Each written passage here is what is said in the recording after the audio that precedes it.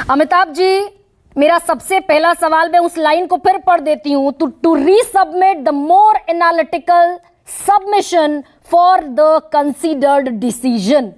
यानी कि ये पुरजोर कोशिश की गई रिजर्वेशन डिवीजन से निकलवाने की कि क्या और ऐसा हो सकता है कि आरक्षण न देना पड़े लैटरल एंट्री में। दे इंश्योर्ड दैट इन 2018। गरिमा जी, मैंने अभी जो अपने परिचय जो आपने मुझे मेरा कराया उस पर मुझे आपत्ति थी। भारतीय जनता पार्टी की ओर से मेरा परिचय न कराएं, ये मैंने आपके गेस्ट कोऑर्डिनेशन को भी कहा था। मैं यहाँ सुप्रीम कोर्ट के एक अधिवक्ता के नाते आपके इस पूरे जो कार्यक्रम में जो उसका लीगैलिटी है, मैं उसको अपने ज्ञान, सीमित ज्ञान के हिसाब से उसका विश्लेषण करने की चेष्टा करूंगी। ठीक है सर। दूसरी बात, आप बीजेपी में बड़े महत्वपूर्ण पदों पर रह चुके हैं, इस नाते वो सब नहीं बात, लेकिन मेरी यहाँ भूमिका सिर्फ एक कानूनी पहलू पे मेरी दृष्टि से जो विश्लेषण है उस पर, हाँ उसमें ठीक है सर, वो मैंने आपकी असहमति स्वीकार कर ली। ठीक है, राजनीतिक में रूप से या एक जो नेशनल सिटीजन हूं मैं कुछ चीजें और भी ऑब्जर्वेशन में कर सकता हूँ, लेकिन वो मेरी व्यक्तिगत राय होगी। अब मैं बात करता हूँ उसकी, मैं क्या आपसे दोबारा निवेदन कर सकता हूँ, आप इस अपने कार्यक्रम के जो हेडर है, जो 2 पॉइंट हैं, उसको आप क्या मेरे लिए दोहराएंगे प्लीज? कौन से हेडर की बात कर रहे हैं अमिताभ जी? आपने 2 लाइनों पे इसको अपना इंट्रो दिया ना, इस कार्यक्रम का 2 लाइनें थी उसकी।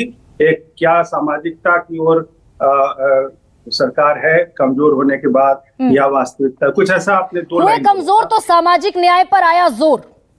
हाँ, ये हाँ।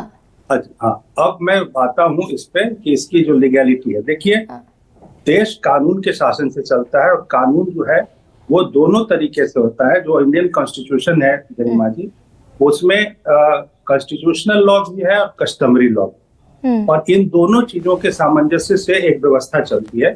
मान लिया कि जो एग्जीक्यूटिव है, जो सरकार है, वो यदि कोई काम करना चाहती है तो वो कई बार खुद भी सुओ मोटो कोई एक्शन लेती है, और कई बार उन एक्शंस के पीछे में कोई प्रेसिडेंसेज हैं, कोई यदि पीछे के कोई दृष्टांत हैं, तो उसका भी उपयोग करते हैं। आपने अपने ओपनिंग जो स्टोरी का जो इंट्रो था, उसमें आपने बहुत सुंदर तरीके से एक्सप्लेन किया कि ये 1978 में और उसके बाद, ये देखिए, मैं वीरप्पा मोइली के जो वो हैं 2005 के एडमिनिस्ट्रेटिव रिफॉर्म्स का जो उन्होंने कमेटी थी, जो कांग्रेस की सरकार में मंत्री भी थे, कानून मंत्री, उसके पहले 1978 में मोरारजी देसाई के जो नेतृत्व में जो एक एडमिनिस्ट्रेटिव रिफॉर्म कमेटी बनी थी, उनके रिकमेंडेशंस के आधार पे मैं आपको एक बताना चाहता हूं आपके दर्शकों को कि उस समय ये एक प्रोविजन बना था, और उस प्रोविजन को आपने नोटिफिकेशन के रूप में संक्षेपीकरण किया।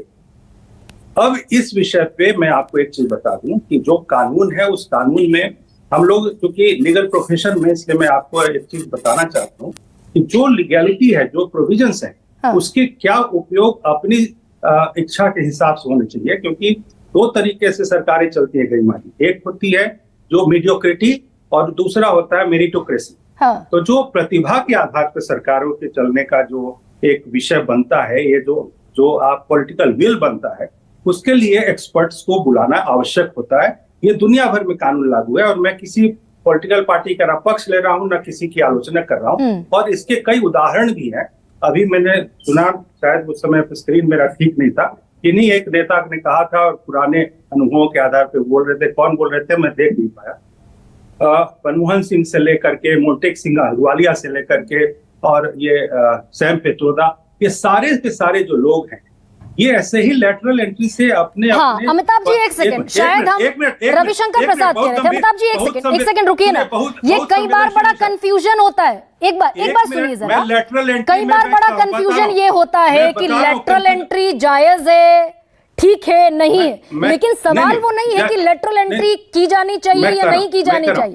मेरा बड़ा सीधा स्पष्ट सवाल ये है कि सरकार ने जब पॉलिसी बनाई 2018 में, तो अपने रिजर्वेशन डिवीजन से बार बार ये इंश्योर कराने की बात कही कि ऐसा मोर एनालिटिकल फॉर्मूला लेकर आइए जिसके तहत आरक्षण न देना पड़े।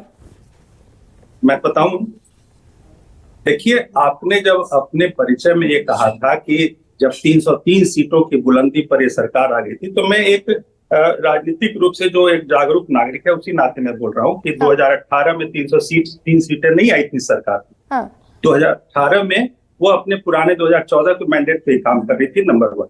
लेकिन वो भी 282 का मैंडेट तो था ना सर, प्रचंड बहुमत की सरकार थी 30 साल बाद। ये हो सकता है आपका स्लिप ऑफ टंग हो, आपने उत्साह में बोल दिया है 303 के जबरदस्त आंकड़े पे, आप अपना देख लीजिएगा पुराना। नहीं, मैं ये कह रही हूँ कि मैंडेट तो 282 का सर था ना, प्रचंड बहुमत आपने 303 की संख्या का उपयोग किया था, मैं इसलिए बता। खैर छोड़िए ना, ये विषय ज्यादा महत्वपूर्ण।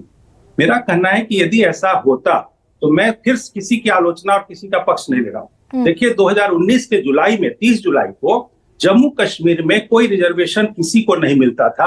अल्पसंख्यकों को के बहुमत की जो सरकार थी वहां 370 के पहले, तो वहां पर किसी भी से SC ST किसी को कोई रिजर्वेशन नहीं था। सारी जिंदगी वहां सड़ जाए वो लोग। 2019 में जब उसके पास मुझे अच्छा लगा कि 30 जुलाई को सरकार के आते ही उन्होंने क्या किया कि सबसे पहले वो reservation policy of Jammu Kashmir बदला और वहां भी समानता के आधार पर रिजर्वेशन लगाया। और सर यहाँ क्यों हटा दिया फिर?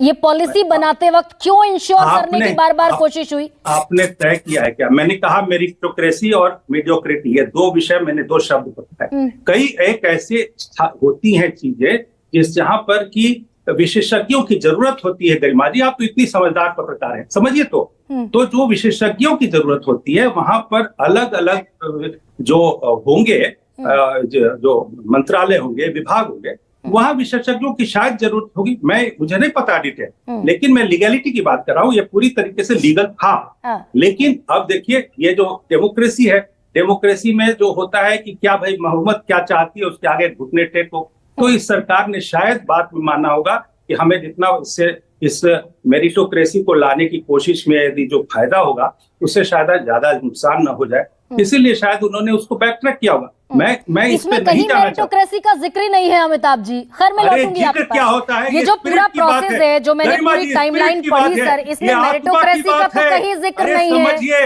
इसमें सर ये कहा गया, अब आप इतनी समझदार है, मैं आपको ABCD तो नहीं सिखाऊंगा ना। स्पिरिट है ये स्पिरिट है कि एक मेरिटोक्रेसी और एक मीडियोक्रिटी में कैसे फर्क किया जाए, सरकार ने सोचा होगा। मेरा यही एक पॉइंट है। दूसरी बात तो मैं इतना ही कहना चाहता हूं, आज की डेट में भी यदि अलीगढ़ मुस्लिम यूनिवर्सिटी में, जामिया मिलिया में कोई रिजर्वेशन नहीं है तो वहां पर इन लोगों के पेट में दर्द क्यों नहीं होता? बिल्कुल फेयर पॉइंट सर, बिल्कुल fair point. I take this to the Congress spokes person.